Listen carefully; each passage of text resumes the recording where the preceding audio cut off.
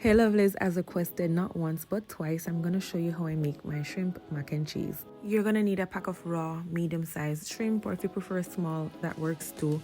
And I'm going to be using some Tony's Creole seasoned onion and garlic powder.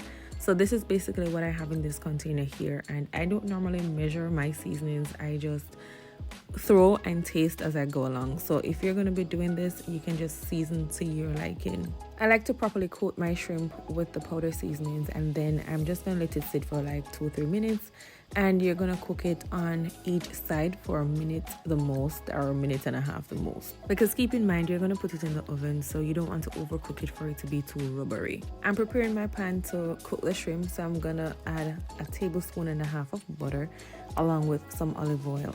Once again, you're going to cook on each side for a minute to a minute and a half the most, because you don't want to overcook it. Once done, you're going to put it in a container and set it aside. I'm switching things up a bit. I'm going to be using some elbows instead of the penny pasta.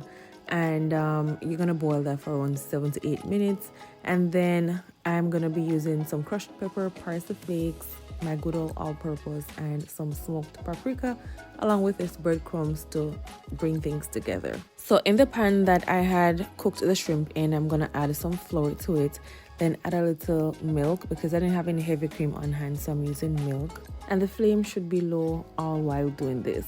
So I'm gonna stir everything together and then add my other powder seasonings that I showed you earlier. I did generalize by saying powder season, but you get what I mean. So you're going to just add it to the mixture that you have here, and you're going to continue to stir. Gotta get everything well mixed. This is the part that threw me off a bit. I absolutely hate these cheese. I asked someone to buy them, and this is what they bought. I should have specified, but I'm working with it nonetheless. If you're able to get your hands on the block cheese and grate it yourself, that would be best, because these finely shredded cheese are not it.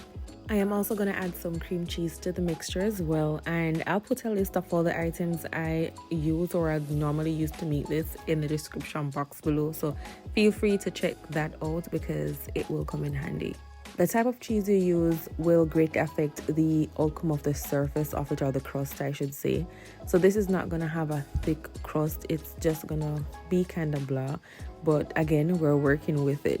I've added the first layer of cheddar cheese. Now I'm going in with the breadcrumbs, and I'm also going to put some more cheese on top. This is the not mozzarella cheese, I'm so used to that. But this is the Mexican 4 cheese that I added on top. And I also added some paprika for color, along with some dried parsley leaves. Gonna insert this in the oven for 20 minutes at 400 thereabouts, and you should be good to go. Or depend on your oven, as soon as you realize that the cheese has melted, you can just pop it out. And if after the time has passed and you haven't gotten that thick crust that you want, you can also pop it in your broiler as well for an extra 5 minutes. Again, just in case you skipped the video to this part, you'll not see that thick layer at the top here at the crust because of the types of cheese that were used. So this is the best that I could muster up, and it was good regardless of how it's looking. It was actually good. So there you go. I hope this was of some use, and if you have any other questions, feel free to ask me in the comments. Yeah,